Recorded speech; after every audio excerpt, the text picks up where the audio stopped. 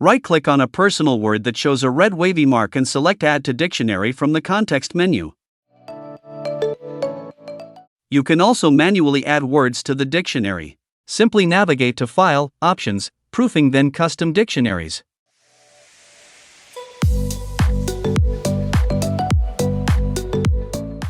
Select Custom.dic or RoamingCustom.dic, whichever is enabled.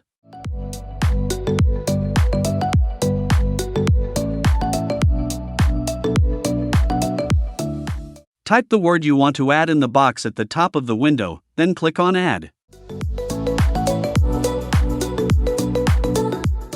This would add your word to the dictionary and you will never get to see the red wavy lines in your documents.